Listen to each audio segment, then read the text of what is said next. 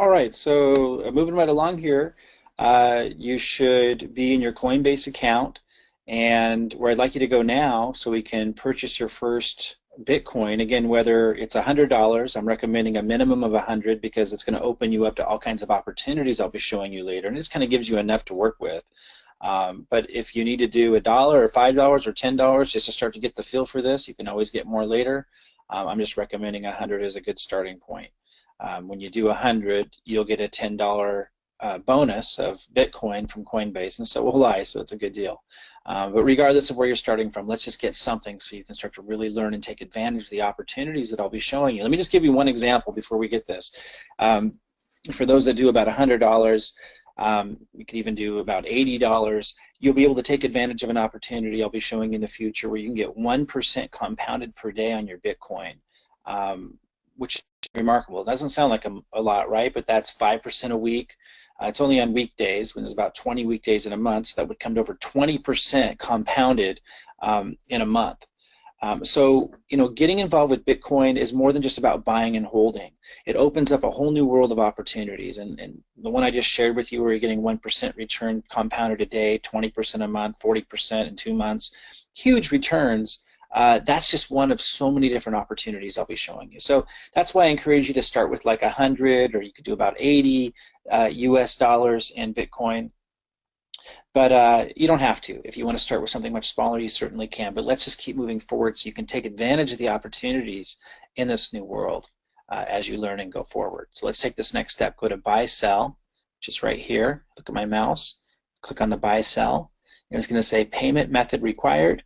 You'll need to add a source of funds before you can buy. You can either make a deposit into your fiat wallet or add a new payment method. So we'll just click Add a New Payment Method. And we can do bank wires, or we can click Add Payment Method here. I don't suggest payment wires. I would suggest doing Add Payment Method. And you could choose PayPal, which is, when you connect that up, it's going to allow you to sell, although it doesn't appear to allow you to buy currency. Let me click on that. I didn't do PayPal. Let me look. Yeah, so they often, let me just show you this real quick. You might come across a time where the site's asking you to confirm who you are because they want to secure you. In your funds. So they might ask for you to upload a driver's license or something like that, or a photo ID of some kind. Don't worry about that, though. You usually are able to go pretty far into this process and not even necessarily have to do that when you just have low funds in there. But a point may come where it may ask you to upload that. Let's not do that now, unless you come across it with the choices that you make with connecting these things.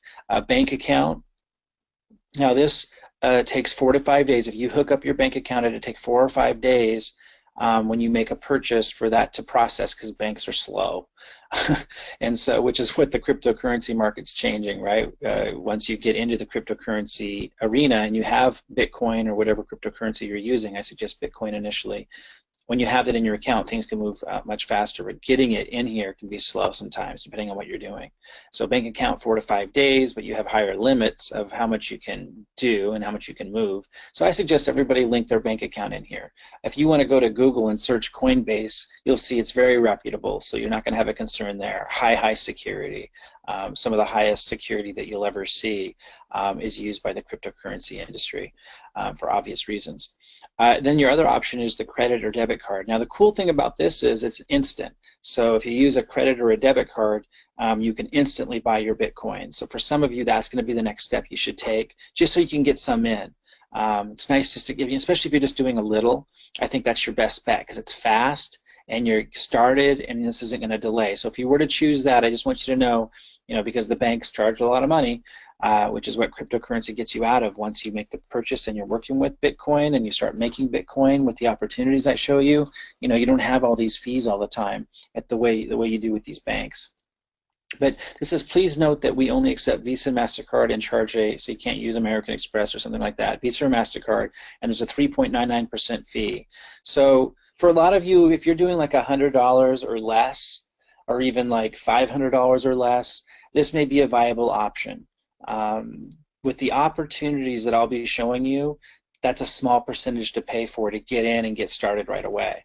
So for those of you that have a Visa or MasterCard and you're doing something like $500 or less, that would be my recommendation so it moves quickly. Because I'd like to show you the opportunities that are available and have you be able to start taking advantage of those and making a really significant return as soon as tomorrow if you choose this option, at least to be able to get involved. But I also suggest that you do set up a bank account at some point. I did. So even though it's slower, it has lower fees. So for example, you would choose your bank. I chose Chase. You would enter your username and password of your bank account. And it, again, this is the highest level technology. It will communicate with your bank and know everything it needs to know to be able to connect the bank to your Coinbase account. Once you do that, you're going to have lower fees. I think it's 1.99% when you choose the connecting your bank account. But go ahead and choose the option that's best for you. For most of you, if you're doing something under $500, certainly under $100, I would do credit debit card. You can buy instantly and get started and follow along quickly with the opportunities I'm showing you. But I would also recommend connecting up a bank account if you want to, in the future, do larger purchases of Bitcoin when the time is right. Okay, I'll see you in the next video. Go ahead and take the step, choose your payment method, and I'll see you in a moment.